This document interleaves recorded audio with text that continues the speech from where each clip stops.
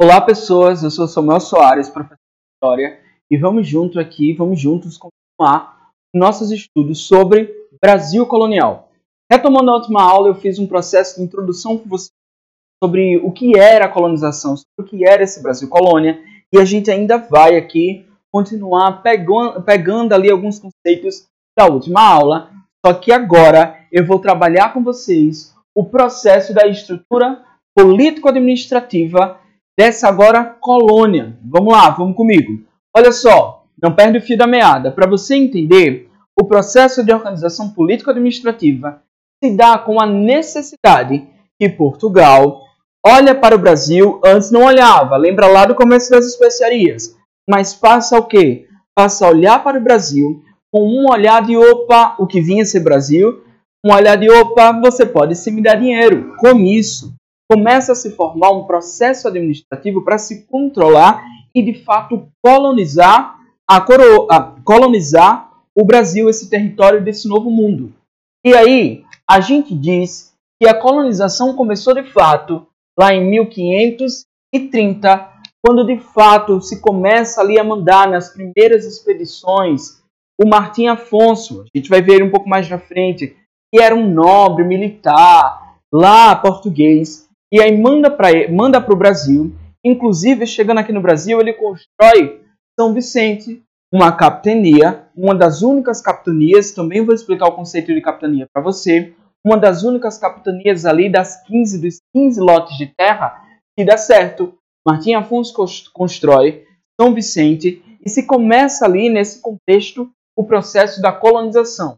Então, antes da gente ver esses processos de colonização, preciso que a gente entenda o seguinte: a colonização no Brasil, no setor administrativo, no setor econômico também, e acaba respingando ao social, porque não dá para a gente pensar colonização brasileira e não dá para desgrudar a parte política, a parte administrativa, político-administrativa, social e econômica. A gente consegue perceber que elas se casam, elas andam ali juntinhas, de mão dada, quase alma gêmea, carne e unha, bate coração, beleza? Vamos lá. Mas como era essa colonização, para a gente voltar a falar do Martim Afonso, falar ali da construção de São Vicente e tudo mais. A colonização no Brasil, ela vai se diferenciar, por exemplo, daquela colonização mais do hemisfério norte, lá dos ingleses, dos Estados Unidos. Lá é uma colonização de povoamento. Aqui o que eu estou falando para vocês é uma colonização de exploração. O que é isso? A ideia de uma colonização de exploração é justamente olhar para aquele território, olhar para aquele novo mundo que vinha a ser o Brasil e pensar justamente e unicamente no da riqueza. Não se tinha a ideia de vamos povoar drasticamente aquele lugar, depois se tem a transferência, né, da coroa portuguesa para o Brasil, a família real acaba fugindo, vem para cá. Esses são assuntos dos nossos próximos blocos. Mas se olha para esse território, se olha para esse novo mundo e pensa da seguinte forma: quero explorar porque o que eu quero é riqueza. Então, quando eu estou falando para vocês que a colonização no Brasil foi uma colonização de exploração, eu estou associando totalmente a ideia de que Portugal estava atrás de quê? De riquezas para explorar aqui a nossa região. Diferente do que se acontece lá no hemisfério norte. E também há uma exploração, também há violências, por exemplo, com indígenas lá, né, hoje nos Estados Unidos, quase não se encontra indígenas nos Estados Unidos. Alguns filmes, né, ultimamente, um até foi indicado ao Oscar ano passado, eu esqueci o nome dele, mas tem 3 horas de relógio, depois a gente posso colocar até no PDF para vocês, vocês puxam uma setinha e podem colocar, mas aí é um filme que se fala da questão dos Estados Unidos, a questão do petróleo e tudo mais. É um filme que foi até indicado ao Oscar, mas o que é que eu estou querendo dizer para vocês? Que não é porque lá foi uma colonização de povoamento em que se olha para aquele território e pensa, não, lá tem riqueza para a gente. Mas em vez de a gente só usurpar, só pegar, só explorar, que tal a gente ir para lá e fazer uma colonização mais completa, vamos dizer assim, fazer um processo de colonização onde a gente vai povoar, vamos montar quase que uma nova Inglaterra lá, mais ou menos nessa ideia. Aqui não. Aqui existia um problema muito sério, por exemplo, de comunicação entre essa colônia e a metrópole. Era muito difícil essa comunicação, é um dos motivos também da grande decadência das capitais hereditárias. Então essa ideia de exploração, essa ideia de colonização também prejudica um pouco a coroa portuguesa, que acaba encontrando formas. Então o que é que a gente já sabe aqui na nossa segunda aula, no nosso segundo bloco de aula? O que é que a gente já sabe aqui? A gente sabe, por exemplo, que a nossa colonização foi uma colonização em busca de riquezas, uma colonização de exploração. A gente sabe agora também que em 1530 se inicia a colonização. Martim Afonso vem para cá na expedição. Depois, lá em 32, ele constrói São Vicente, atual estado de São Paulo. Geograficamente a gente pode pensar assim, é hoje atual estado de São Paulo, foi uma das capitanias que mais sobressaiu, a que deu certo, podemos dizer assim, que mais se desenvolve. Então, sei da construção de São Vicente e sei que se constrói em 1534, você vai saber agora, as capitanias o quê? Hereditárias. As capitanias hereditárias, isso, desculpa. Aquela ideia de que o poder da capitania ia passando de geração para geração. Por que é que a coroa portuguesa pensa assim, opa, preciso construir umas capitanias lá, dar 15 lotes de terra lá para a galera ali administrar? Por que é que a coroa passou a pensar assim? A coroa entendeu que as boas novas estavam pairando sobre a Europa e que existia o quê? Existia um novo mundo. Um novo mundo que inicialmente não me trazia riquezas, mas quando o comércio de especiarias começa a decair, se faz a exploração do quê? Do pau-brasil. Depois as questões econômicas e tal, que eu separei bonitinho para conversar lá na questão econômica da colonização. Coloca aqui que aqui é a questão administrativa, a questão política. Mas quando a coroa percebe que as outras galera lá, as outras pessoas, os outros povos lá no continente europeu, percebem que ali pode haver riquezas também e começam a tentar invadir também, a coroa vai pensar, não, para lá, de alguma forma, já que eu comecei de fato a colonização, eu preciso desenvolver uma forma de ter um total controle, ou uma ideia de controle, não uma ideia de centralização, isso um pouco mais na frente do governo geral. Mas o que é que eu preciso? Eu preciso ter ali a colônia nas minhas mãos. Com isso, o rei de Portugal vai chamar uma patotinha dele, uma galera lá que era da confiança dele, eram nobres ali, eram comerciantes ricos, nobres portugueses. Ele vai chegar e falar o seguinte, ó, vou mandar você lá para o Brasil. Coisa legal, Brasil, né? Então você vai para lá, vou te dar lote de terra, então vai ter 15 pessoas ali da sua patotinha, que a gente vai chamar de capitães donatários. Vocês vão lá. E o objetivo de vocês, unicamente e exclusivamente, é cuidar e prosperar a terra. O que eu estou fazendo? Eu estou emprestando as terras da coroa portuguesa, que eles entendiam que eram deles, estou emprestando para você. E sua única obrigação é cuidar e prosperar a terra. Então, a partir de 1534, a gente consegue perceber que se começa um processo das capitanias que ia passando de geração em geração. Se o capitão donatário lá viesse a morrer, falecer ou qualquer outra coisa, passava-se para o seu filho e por aí vai. Certinho? Vamos voltar aqui para o quadro, continuar aqui no quadro. Olha só. Então o que era essa danada dessas capitanias hereditárias? O rei chama a sua patotinha, divide em 15 lotes de terra a região litorânea. Isso aqui é um ponto importante. Existia-se um tratado, o tratado, pode anotar aí, tá bom? Tratado de Tordesilhas. Esse tratado foi um acordo antes mesmo deles chegarem no Brasil, né? Desse encontro colonial entre o português, entre o indígena, entre o quê? Era um tratado ali entre a Espanha e entre Portugal que dividia terras que eles encontraram e terras ali encontraram entre aspas, terras que eles encontraram e possíveis outras novas terras que eles iriam vir encontrar.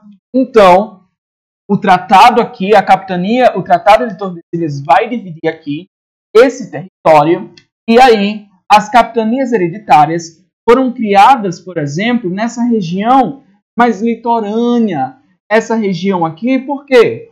Porque toda a minha produção que era feita aqui no interior do meu lote de terra deveria ter uma facilidade de eu levar para a região litorânea para depois ir para onde? Lá para Portugal, nos entrepostos, depois que eu vou explicar para vocês na frente quando a gente estiver falando da parte mais econômica.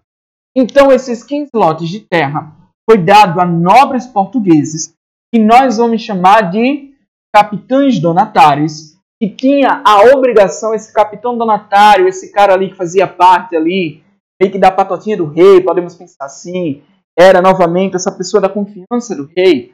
Esse capitão donatário deveria cuidar e prosperar dessa capitania hereditária, prosperar essa terra.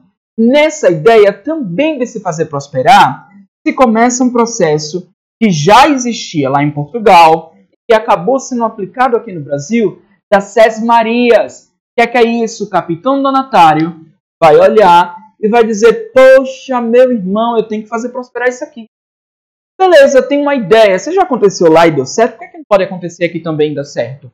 Ele começa a distribuir lotezinhos de terras dentro do próprio lote de terra dele. É mais ou menos nessa ideia, nessa perspectiva. Para quê? Para chamar uma galera que estava vindo de fora e ajudar a prosperar dentro da capitania. A sesmaria é uma distribuição de pequenos lotezinhos de terra para portugueses virem para cá e ajudar a prosperar. Tudo bem até aqui? Então vamos lá, recapitulando. O que é que eu sei? Sei que as capitanias hereditárias eram passadas de geração em geração, 15 lotes de terra doados para nobres portugueses, chamados de capitão donatário, que deveria o quê? Cuidar e prosperar a terra. Só que nem todas deu certo. E por quê? Essas capitanias hereditárias, porque não vai dar certo. Vamos lá. Apenas a de Pernambuco e a de São Vicente. O problema é que essas capitanias tinham um problema muito sério de conversar entre si. Não existia bem uma centralização do poder. A capitania que estava lá no Maranhão não ia conseguir conversar com a capitania que estava quase com uma bagunça, né? Mas vocês vão conseguir entender. Olha só. Não conseguia conversar lá com a outra capitania, lá embaixo, lá bem, mas bem no sul do território. Com isso, por não haver essa conversa, não haver essas trocas, podemos dizer assim, e também não haver uma conversa e uma ligação com a própria coroa portuguesa, o negócio começa a desandar e começa a cair.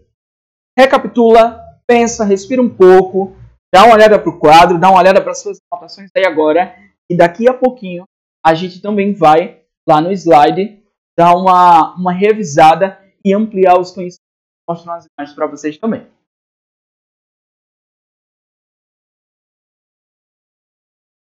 Então, antes da gente ir para o slide, vamos continuar a ideia aqui do sistema político-administrativo do Brasil colônia. Olha só, pessoas, para a gente entender, depois que a capitania hereditária lá não dá certo, depois lá, passando de geração para pai, para filho, mas não dá certo, essas pessoas agora, a coroa portuguesa vai se reunir, vai pensar assim, opa, a gente precisa de alguma forma fazer a colônia dar certo. Então a gente vai ter, é a primeira vez na história do Brasil, que a gente vai ter a ideia de uma centralização de governo.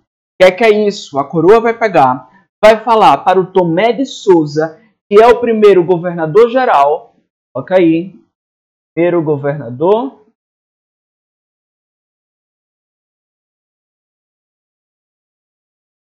e vai dizer o seguinte, ó, as capitanias hereditárias não deu certo. Não deu certo só Vicente e Pernambuco, o resto decaiu, fracassou. Então é sua obrigação fazer um processo de centralização. Lembra que eu falei lá para vocês que essas capitanias aqui não deram certo justamente por quê? Porque não havia também uma centralização, não havia uma conversa lá com a coroa portuguesa, uma conversa dessas capitanias entre si. E aí, a ideia aqui agora era justamente fazer essa centralização de poder, essa centralização do governo com Tomé de Souza. Quando Tomé de Souza chega aqui, ele vai começar a criar um processo de administração. Ele não vem só, vem uma galera que começa a ter ali funções públicas, podemos dizer assim. A gente vai ter o ouvidor geral, que cuidava da justiça. A gente vai ter o provedor mor, que cuidava de algo que era passou a ser muito importante para a coroa portuguesa. É isso. Cuidava ali dos impostos. Principalmente, a gente vai falar de impostos quando nós estivermos falando dessa parte da estrutura econômica colonial, quando a gente estiver falando, por exemplo, um pouco mais na frente, estiver falando sobre o processo de mineração, que tinha um imposto, por exemplo, do quinto. Depois, ali dentro do imposto do quinto, teve a derrama, que é ali, né, querendo a maior parte ali do ouro da galera. Depois, lá na frente, eu vou explicar para vocês, a gente vai conversar sobre isso. Tá bom? Então, a gente tinha um capitão também, e esse capitão, ele servia ali meio que para cuidar ali, de manter ali a colônia, manter ali uma espécie de paz na colônia, podemos dizer assim. Além disso, um outro ponto importantíssimo, além do provedor mor, do ouvidor geral, do capitão, que é que a gente tinha? A gente ia ter os padres jesuítas. Para a gente entender os padres jesuítas, a gente precisa passear um pouco, revisitar um pouco lá a reforma protestante e a contra-reforma. O que estava acontecendo? A igreja passa por um processo de reforma, ela passa por um processo ali com Martinho Lutero, ele acaba se desprendendo da igreja, né, é até excomungado, justamente denunciando ali na igreja católica corrupção, venda ali de indulgências, de perdão, uma espécie de venda num pedacinho do céu, uma espécie de venda num paraíso. E aí o que é que vai acontecer? Passa-se por esse processo de escândalos, esse processo de reforma, e a igreja começa a perder o quê? Um monte de fiéis. Perdendo fiéis, a igreja católica vai perder o que a gente entende por poder, por hegemonia. Então, eles no processo de contra-reforma, que já é como se a igreja católica tivesse, nós fizemos aqui umas reformas, nós mudamos aqui um pouquinho aqui o que vocês queriam. Olha só, volta aqui, volta para a igreja católica, vamos lá, vamos seguir. No processo de contra-reforma, vai se criar a instituição dos jesuítas. O que é que faz essa instituição? Para que serve jesuíta? A ideia dos jesuítas é justamente divulgar a fé católica para o mundo. Fazer com que a igreja católica consiga converter novos fiéis. É exatamente por isso que nessas embarcações também se colocava um padre, se colocava posteriormente a companhia dos jesuítas, a companhia ali dos padres jesuítas. É essa galera aqui que vai fazer o processo de catequização com os povos indígenas e também não só isso, mas cuidando ali dos filhos, fazendo um processo educacional ali dos filhos dessas próprias pessoas que vinham trabalhar nesse sistema aqui administrativo. Então, o que a gente consegue perceber no sistema administrativo da colônia portuguesa? A gente observa que a estrutura política, a gente teve primeiro as capitanias hereditárias, que não deram certo, apenas de São Vicente, apenas de Pernambuco. Depois, para tentar resolver o problema, as questões das capitanias hereditárias, é que a gente vai ter a criação de uma centralização com o governo geral, com Tomé de Souza, quando chegando aqui, criando uma administração. A ideia do ouvidor geral, a ideia do provedor mor, a ideia de um capitão que cuidava ali da paz, podemos pensar assim, dentro do processo administrativo. E um ponto importantíssimo, falando agora, recapitulando, os padres jesuítas. Essa daqui é a estrutura político-administrativa desse Brasil colônia. Agora, a gente vai lá para o slide, vamos conversar um pouquinho no slide e dar uma recapitulada para você ampliar os seus conhecimentos. Vamos lá? Beleza, pessoas? Vindo aqui no slide agora.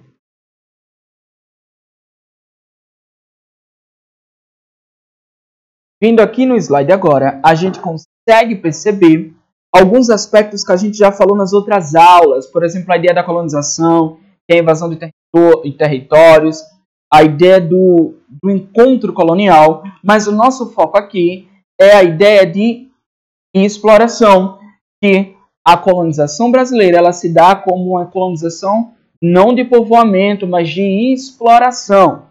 Tudo bem até aqui, né? Naquela ideia de se ir atrás, por exemplo, das riquezas. E isso vai ficar muito mais claro para você quando a gente estiver conversando sobre a estrutura ali econômica da colonização.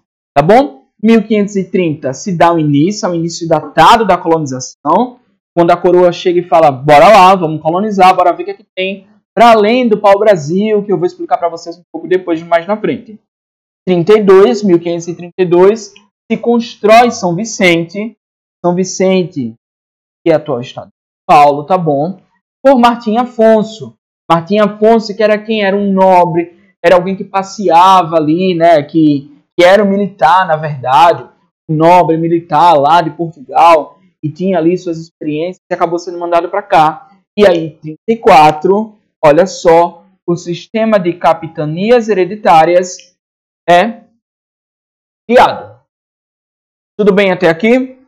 Olha só, além dessa parte que nós conversamos, a gente tem, né, introduzi agora para vocês agora há pouco, mas a gente tem aqui, de fato, as capitanias hereditárias. Dá uma olhada aqui, também vai estar no teu PDF, tá bom? Mas dá uma olhada aqui em como funcionava. Eu tentei escrever ali no quadro, né, para vocês, mas era mais ou menos assim, tá certo? A gente tinha um Maranhão lá, o lote Ceará, Rio Grande, Pernambuco, Bahia de Todos os Santos, naquela região ali, né, já da própria Bahia. Tem ali Ilhéus, Porto Seguro, também ali naquela região. Hoje a gente entende. E aí Espírito Santo, São Tomé, São Vicente e por aí vai. Belezinha? Lembrando esse aqui, ó, Tratado de Tordesilhas. Olha cá, dá para ver aqui, domínio espanhol. Então, em 1534, a gente vai ter esse sistema de capitanias hereditárias. Vamos dividir em 15 lotes. Quem é que vai cuidar desses lotes doados? Importante, tá bom? Vamos recapitular. Não é que a coroa portuguesa, não é que o rei lá falou o seguinte, estou te dando terra, vai para lá para o Brasil. Não. Doou-se essas terras para essa patotinha, para esses nobres portugueses. Tudo bem, né? E eles eram chamados, não de patotinha, que eu estou chamando para vocês, mas eram chamados de capitães donatários, que também fazia esse sisteminha aqui, ó, de Sés-Marias, que era redistribuir ali algumas terras dentro do próprio lote, podemos pensar assim. Um sistema que já acontecia lá em Portugal. São Vicente dá certo, Pernambuco, se desenvolvem. E essas capitanias vão enfrentar, entre alguns outros problemas de administração e comunicação. Como não deu certo, o que é que vai acontecer? 1549 é criado o governo geral. Olha aqui a data, 1549.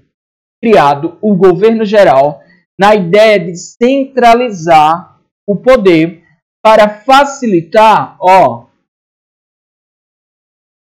para facilitar para quem?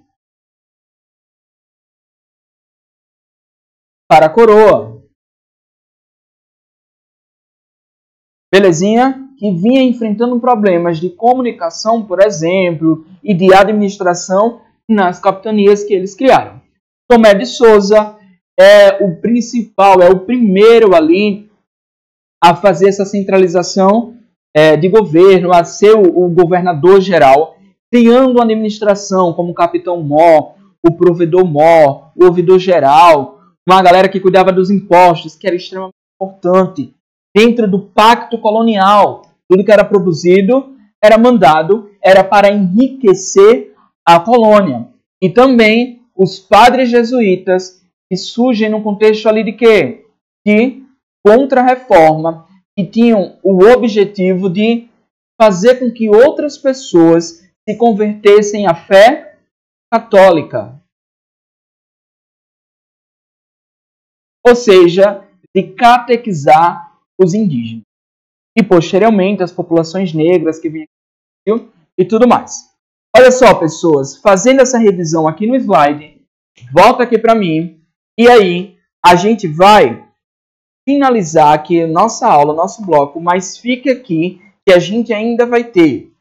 Falamos de estrutura econômica, falamos primeiro de introdução ao Brasil Colônia, falamos de estrutura política, e agora sim nós vamos para a estrutura econômica e depois para a estrutura social.